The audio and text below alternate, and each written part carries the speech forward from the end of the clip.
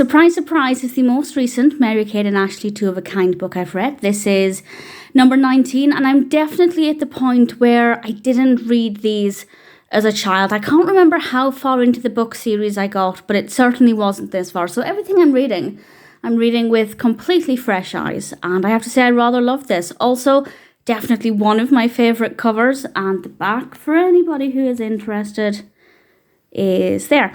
And this one actually is no longer in the diaries entry.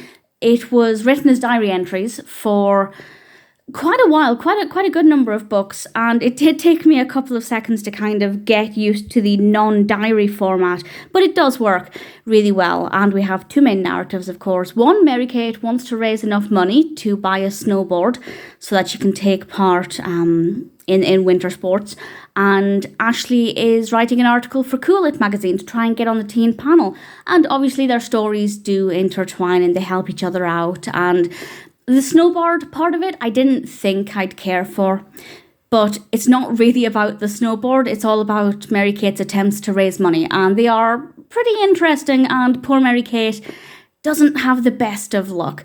Ashley's story I personally found much more interesting, much more relatable as a writer, and as a teenager I was also very interested in any opportunity to write, so I could relate to Ashley's situation a little bit more. But both were really enjoyable. It's very well written, and as always we have relatively short, try not to spoil anything, but relatively short chapters. So for younger children, I mean, that was 3 pages? For younger children, just getting into chapter books, it's not too much of an uptake. Very well written. I didn't, nothing stood out to me as being a problem or anything. And definitely one that I really thoroughly enjoyed. Surprise, surprise, was rather delightful. And I think one of my favourites in a while.